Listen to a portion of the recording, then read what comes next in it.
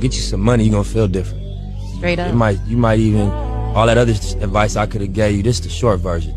You know, get you a couple dollars, man, you're gonna feel different. Nice little net hustle. Big shout out to SPI, Spotter Low. You know, I'm in the black box, had to come through, tap in, show love one time. Yeah, y'all make sure y'all subscribe. Stay tuned, all that. Tupac predicted everything according to the channel CE_RD. Seems like Tupac is all over the algorithm these days. I'm in the YouTube streets trying to find some content.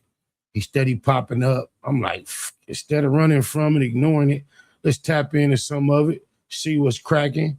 It wasn't that long of a video, so I said it might be interesting, man. Let's see what they talking about.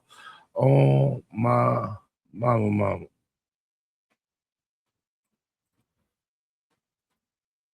The world remembers Tupac as a martyr, a legend, an icon taken too soon, but almost nobody talks about how accurate he was.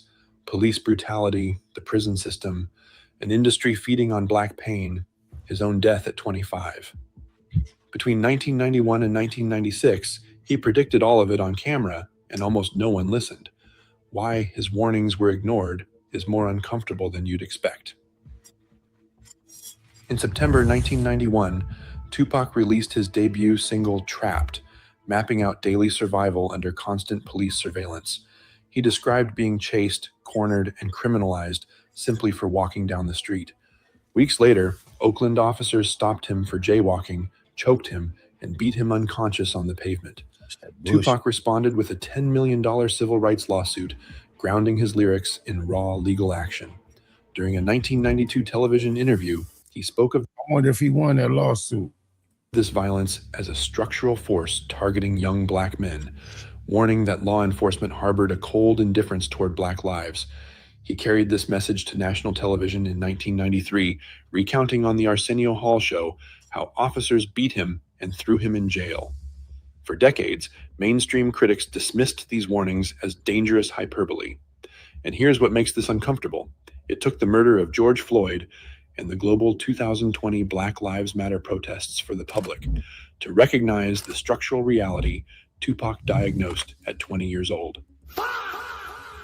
In 1994, that's down to 30 years later, as legal battles pulled Tupac from the streets into the courtroom, he realized the trial was not just about his actions, but his identity. Standing before reporters, he observed, "I'm not the one who's locked up. It's my community that's incarcerated for living." Long before any jury reached a verdict, the public had already cast its judgment, treating the courtroom as a formal extension of the profiling he faced on the pavement. To critics, his legal troubles were proof of a criminal nature rather than a systemic pattern. Yet decades later, criminological research on racial disparities in arrests, sentencing, and incarceration has documented the exact machinery Tupac identified. The court became a process designed to convert suspicion into permanent punishment, using the legal state to validate the prejudices of the street. Standing outside a New York courthouse on November 29, 1994, Tupac bypassed basic legal defense to expose the economic engine behind the bars. "Jail is big business," he stated. "You can feed a whole town off one jail." From Rikers Island in January 1995, he told journalist Kevin Powell that prisons operated as factories, converting black lives into corporate revenue through private food, phone, and construction contracts.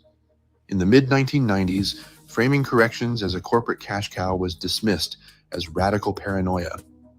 And here's what makes this uncomfortable. It took decades of academic research for the public to accept what Tupac diagnosed from a cell. When Michelle Alexander published The New Jim Crow in 2010, exposing the profit-driven machinery of the prison industrial complex, she was codifying the exact financial pipeline Tupac warned about 15 years earlier, paying the ultimate price for crazy. When he was alive, the people in suits and ties doing press conferences was protesting him.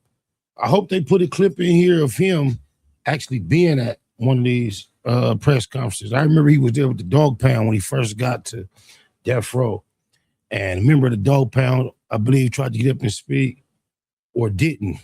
But when Tupac got up and spoke, the way he took over the room, and it was people who were basically black parents were there opposing him.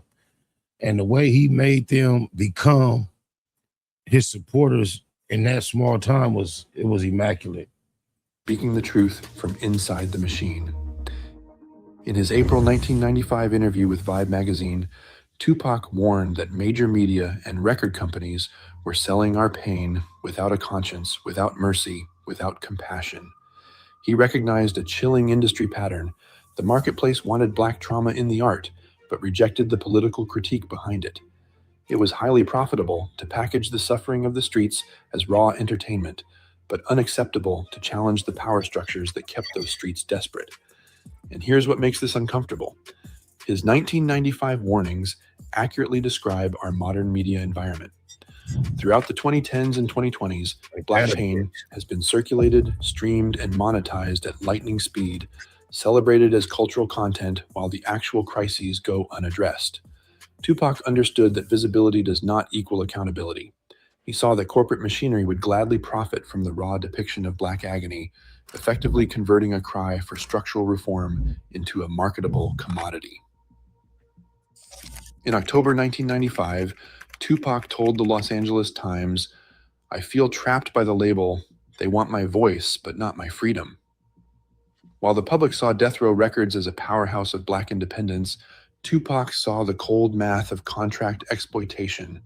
He warned that standard industry deals were designed to keep artists locked in and bleed them dry, operating as a corporate prison that kept master recordings away from the creators while keeping them broke. To executives, these complaints were dismissed as the paranoia of a volatile star. And here is what makes this uncomfortable. His clinical critique of ownership prefigured the modern battle lines of the entire music business. When Taylor Swift launched her massive campaign to reclaim her masters in 2019, and Kanye West publicly fought his contracts in 2020, they were repeating his arguments almost word for word. Tupac understood that the industry's power extended beyond song files to total control over an artist's output and life, identifying a predatory system that still dictates who profits from black culture. By late 1995, the regional tension between the East and West Coasts had escalated far beyond music. In his April 1995 Vibe interview, Tupac warned that the media and rival artists were playing with a gun, stating that if the posturing continued, somebody's going to get killed. While record executives and music journalists treated the conflict as a highly profitable marketing tool, a dramatic narrative to sell magazines and albums, Tupac saw the real-world violence mounting. Just days before his own shooting in September 1996, he filmed a promo for MTV, declaring that the rivalry was no joke and that they were on a path to blood. And here's what makes this uncomfortable. The industry treated these warnings as promotional theater until the consequences became irreversible. In March 1997, just 6 months after Tupac was killed, it's crazy how much the incidents were separate incidents that took his life. And, you know, the East Coast, West Coast rap beef, it was so separate. But then in the long run, with this trial, with the way you see the connection with Biggie and Puffy and Keefy and all them, as separate as that moment was in that hotel casino, him, when they kicked off, it's still connected. It's crazy. It's almost like an oxymoron of a situation. Biggie Smalls was shot and killed in Los Angeles. The entertainment industry's lucrative narrative had collapsed into a cycle of real-world casualties, proving that what was packaged... Only a mystery. Only one can guess how connected that may or may not have been when Biggie had to get, you know what I'm saying, buried. What that boy Baguette say, Biggie got murdered on Wilshire and Fairfax. After that, we ain't get the facts, so I bulletproofed the Lambo, hollow tipped the ammo. He was hard for that.